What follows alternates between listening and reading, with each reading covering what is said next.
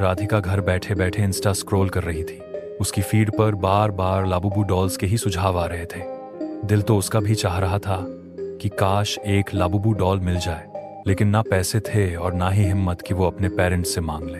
वजह भी साफ थी, सिर्फ 3 दिन बाद उसका स्कूल ट्रिप था, और वो भी कहाँ, सीधे भूतों का किला, भानगढ़। स्कूल वाले एजुकेशनल पर्पस के नाम पर बच्चों को भानगढ़ ले जा रहे थे, और राधिका तो पहले ही 6,000 रुपये माँ बाप से ले चुकी थी। लेकिन अगले ही दिन गांव में अजीब हलचल मच गई। राधिका ने जैसे ही बाहर निकलने की सोची, माँ ने मना कर दिया। दरअसल पड़ोस के ही एक लड़के ने लाबूबू डॉल खरीदी थी, और सिर्फ 2 दिन बाद वो मर गया। उसकी माँ कुंतला उस डॉल को कसूरवार मानकर चिल्ला रही थी। लाबूबू ने ही मेरे बेटे को मारा है। तुम सब नहीं मानोगे, लेकिन जब पाताली महाराज आएंगे तो वो सब सच्चाई बताएंगे।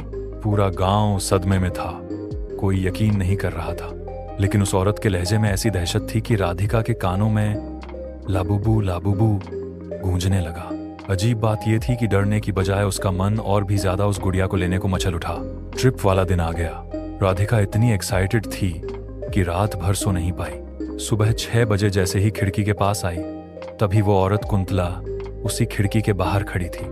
उसने धीमी आवाज में कहा, मुझे पता है तुझे भी लाबूबू पसंद है, इसलिए तेरे लिए खास तौर पर लाई हूँ। उसने धीमी आवाज में कहा, मुझे पता है तुझे भी लाबूबू पसंद है, इसलिए तेरे लिए खास तौर पर लाई हूँ। राधिका खुशी से पागल हो गई और बिना कुछ सोचे समझे डॉल को अपने ट्रिप वाले सामान में रख लिया। सुबह 8 बजे बस आ गई। राधिका ने सबसे पीछे वाली सीट पकड़ ली। सफर लंबा था। शाम तक स्कूल की बस अलवर पहुंच चुकी थी, लेकिन अब तो रात हो चुकी थी।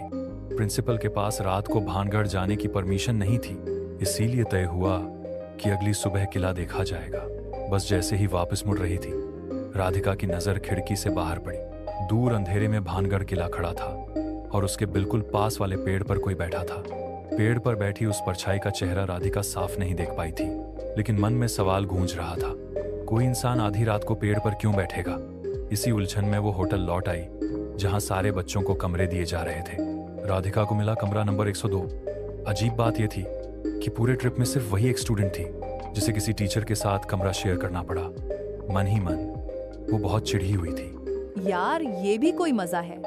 सब तो दोस्तों के साथ है और मुझे टीचर के साथ फौंसा दिया। रात गहराती गई, तभी अचानक उसकी टीचर के फोन पर कॉल आया। प्रिंसिपल बुला रहे थे। टीचर तुरंत निकल गई और राधिका कमरे में अकेली रह गई। ये पहली बार था जब उसने सोचा, चलो अब लाबूबू को बाहर निकाल कर देखती हूँ।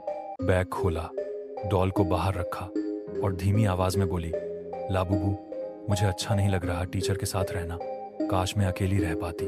और तभी कमरे के कोने में रखा टीवी अचानक चालू हो गया। स्क्रीन पर अजीब सी चमक, और उसी में से आवाज आई, मैंने सुन लिया है। राधिका के रोंगटे खड़े हो गए। उसने घबराकर पूछा, ये तुमने किया है? टीवी तुमने ऑन किया ना? लेकिन इस बार कोई जवाब नहीं आया। कमरा फिर से सन्नाटे में डूब गया। सुबह जब सबको भानगढ़ के लिए निकलना था, होटल में जोरदार हंगामा मच चुका था। राधिका की वही टीचर जो उसके साथ कमरे में ठहरी थी, उनकी लाश होटल के गैराज में मिली। पुलिस पहुंची, बच्चों से पूछताछ हुई। राधिका ने सबको साफ साफ बताया। टीचर को प्रिंसिपल का फोन आया था और वो मिलने गई थी। लेकिन जब प्रिंसिपल से पूछा गया, उन्होंने सख्ती से कहा, मैंने तो कोई फोन नहीं किया। 3 दिन की जांच के बाद केस को सुसाइड बताकर बंद कर दिया गया। ट्रिप वहीं रुक गया। सबको लगा अब वापसी ही बेस्ट है, लेकिन राधिका का मन अभी भी भानगढ़ किले में अटका था। रात को फिर उसने लाबूबू को बाहर निकाला और धीरे से बोली, तुम मेरी मदद करोगी ना? मैं भानगढ़ देखे बिना वापस नहीं जाना चाहती। गुड़िया खामोश रही। सुबह जब बच्चों को विदाई की तैयारी करनी थी,